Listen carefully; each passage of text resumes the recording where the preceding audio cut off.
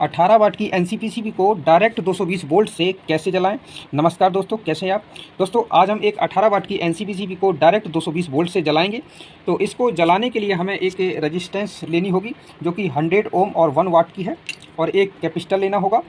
तो चलिए दोस्तों, इसकी हम सर्किट बनाना शुरू करते हैं और फिर हम आपको डायरेक्ट 220 वोल्ट से जला करके दिखाएंगे। तो दोस्तों, इस सर्किट को बनाने के लिए हमें 4 डायोड लेने होंगे जिसका नंबर है IN 4007, और इस तरीके से आपको एक ब्रिज रेक्टिफायर बना लेना है। तो दोस्तों, ये ब्रिज रेक्टिफायर AC से DC सप्लाई में कन्वर्ट कर देता है, और NCPCB को जलाने के लिए हमें DC सप्लाई की आवश्यकता पड़ती है। तो दोस्तों, इस तरीके से आप ब्रिज रेक्टिफायर बना लेना है, और जो ब्लैक साइड है इनको आपस में दोनों लेगों को जोड़ देना है, और यहाँ पे 2 सिल्वर पट्टी हैं, इन दोनों को आपस में जोड़ना है, और यहाँ पे सिल्वर पट्टी और ब्लैक पट्टी दोनों आपस में जोड़ना है, और सेम सिल्वर पट्टी और ब्लैक पट्टी आपस में जोड़ना है।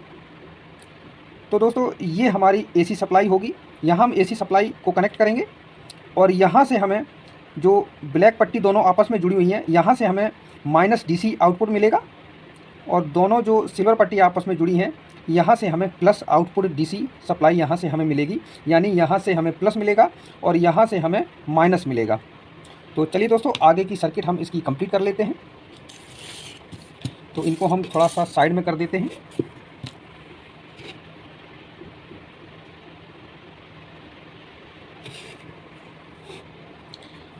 अब दोस्तों, हमें एक कैपेसिटर लेना होगा जिसका नंबर है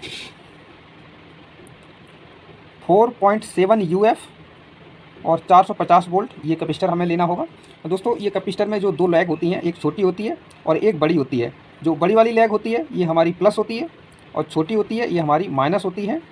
अगर आप किसी सर्किट से निकालते हैं तो उसमें आपको बराबर की लैग मिलेंगी। तो आप कैसे पहचानेंगे? ये जो पट्टी है जो लाइन से आपको दिख रही है, इस पट्टी के सामने जो लैग होती है ये हमारी माइनस होती है। और जैसे आप कैपेसिटर को इस तरीके से घुमाएंगे, यहाँ कोई निशान, कोई पट्टी नहीं है, यहाँ पे आप देखेंगे तो ये वाली जो लैग होती है ये हमारी प्लस होती है। तो दोस्तों, ऐसे भी आप पहचान सकते हैं अगर किसी सर्किट से निकालते हैं। अगर आप नया कैपेसिटर यूज करते हैं, लगाते हैं नया, तो आपको छोटी बड़ी लैग मिलती है। तो बड़ी लैग प्लस और छोटी लैग माइनस होती है। अब दोस्तों, हम इस ब्रिज रेक्टिफायर में इसको लगा लेते हैं। तो यहाँ पर हम इस कैपेसिटर को कैसे लगाएंगे?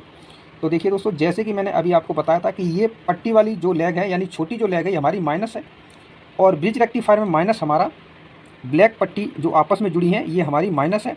तो ये वाली जो लैग है हम इसमें जोड़ेंगे माइनस में, और जो बड़ी वाली लैग है जो हम प्लस में जोड़ेंगे, जो कि सिल्वर पट्टी दोनों आपस में जुड़ी हुई हैं। तो इसको हम प्लस माइनस के साथ इसको जोड़ लेते हैं।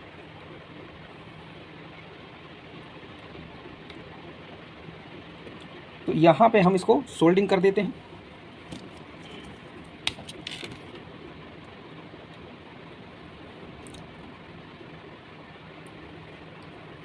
तो ये हमने यहाँ पे सोल्डिंग कर दिया इसको, और जो एक्स्ट्रा जो लैग है इसको कट कर देते हैं।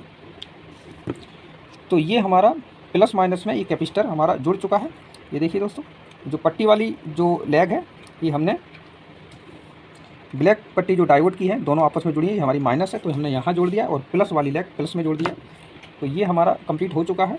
अब दोस्तों, हमें एक रेजिस्टेंस लेनी है जो कि 100 ओम और 1 वाट में है। तो इस रेजिस्टेंस को हम कहाँ जोड़ेंगे ये भी जान लेते हैं। दोस्तों, इस रेजिस्टेंस को हम, ये हमारे जो AC के दोनों पॉइंट हैं, एक यहाँ है और एक ये हमारा AC का पॉइंट है। जो सिल्वर पट्टी और ब्लैक पट्टी आपस में जुड़ी हैं ये हमारे AC के पॉइंट हैं, और यहाँ भी सिल्वर पट्टी और ब्लैक पट्टी आपस में जुड़ी हैं, ये हमारे दोनों AC के पॉइंट हैं। तो इन दोनों पॉइंटों में से आपको एक रेजिस्टेंस जोड़ना है, चाहे आप इस वाली में जोड़ें चाहे इस वाली लैग में जोड़े, दोनों में से आप कहीं भी रेजिस्टेंस को जोड़ सकते हैं। ये फ्यूजेबल रेजिस्टेंस है दोस्तों, क्योंकि आगे जो हमारी सर्किट में अगर NCPCB में कोई भी शॉर्ट सर्किट यानी ख़राब होती है, शॉर्ट होती है, तो ये हमारा रेजिस्टेंस फ्यूज हो जाएगा, तो हमारी ये आगे की सर्किट बच जाएगी। इसलिए हम इसको यूज करते हैं फ्यूजेबल रेजिस्टेंस को, ताकि आगे हमारी सर्किट में कोई दिक्कत ना हो। तो इस तरीके से हमने यहाँ पर जोड़ दिया है। अब दोस्तों, हमें 2 वायर लेनी है प्लस माइनस की। ये देखिए दोस्तों, 2 वायर हमने ले ली है। तो ये वायर हम माइनस और प्लस पे कनेक्ट करेंगे, जो कि हमारी यहाँ से माइनस और प्लस, ये आउटपुट हमारी सप्लाई यहाँ से हमें मिलेगी। तो ये माइनस है तो हम इस पर ब्लैक वायर को जोड़ लेंगे।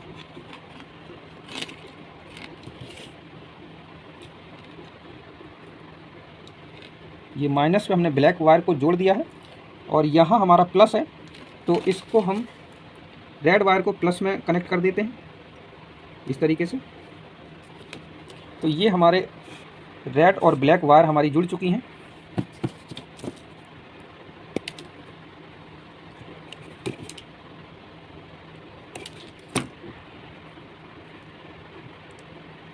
अब यहाँ पे हम हल्का सा सोल्डिंग कर लेते हैं ताकि हमें कनेक्शन करने में कोई भी दिक्कत ना हो और कनेक्शन हमारे अच्छी तरीके से एनसीपीसी में जुड़ जाएं।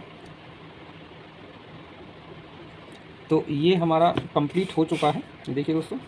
अब दोस्तों हम एनसीपीसी भी ले लेते हैं जो कि इस वायर में हम कनेक्ट करेंगे। ये हमारी डीसी की वायर है, यानी प्लस और माइनस, यहाँ से हमें आउटपुट डीसी मिलती है। तो इसको हम एनसीपीसी में जोड़ेंगे।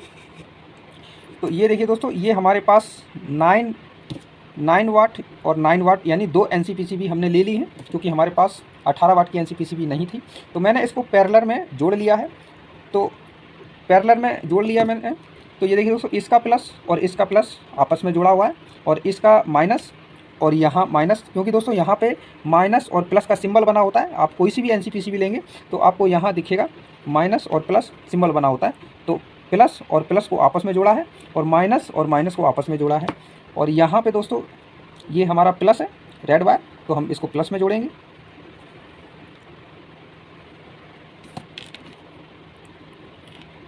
इस तरीके से हमने प्लस में जोड़ दिया है। अब ये हमारा माइनस बचा हुआ है तो इसको हम माइनस में जोड़ देंगे।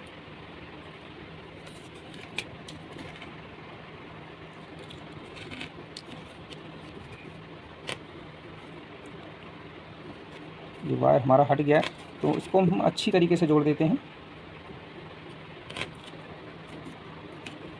तो ये देखिए दोस्तों, ये प्लस माइनस पे हमने इसका वायर जोड़ दिया है। अब ये हमारा सर्किट कंप्लीट हो चुका है, इस तरीके से देख लीजिए दोस्तों। अब दोस्तों हम अपनी एसी सप्लाई की वायर इसको जोड़ देते हैं इसमें। 220 वोल्ट की वायर, 2 वायर हम ले लेते हैं इसमें। 220 एसी की वायर हम एक रेजिस्टेंस पे जोड़ेंगे और एक इस वाले लेग पे जोड़ेंगे, जो कि सिल्वर पट्टी और ब्लैक पट्टी जो बचा हुआ है यहाँ पे हम एक बार एसी की जोड़ देंगे 220 वोल्ट की, और एक हम रेजिस्टेंस के यहाँ आगे जोड़ देंगे। तो चलिए इसमें हम कनेक्शन कर लेते हैं 220 सप्लाई एसी की वायर को। तो एक हम रेजिस्टेंस पे जोड़ देते हैं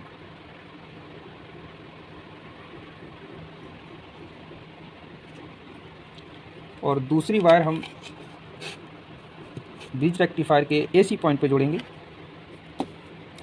तो ये हमारा एसी सप्लाई भी कनेक्ट हो चुका है। तो चलिए दोस्तों अब हम इसको टेस्टिंग कर लेते हैं कि हमारा ये छोटा सा सर्किट अच्छी तरह कामयाब है या नहीं, और ये 18 वाट की एनसीपीसीबी को जला पाएगा या नहीं। तो हम दोस्तों, ये है हमारे पास मेन बोर्ड। तो इसको हम 220 वोल्ट में कनेक्ट कर देते हैं।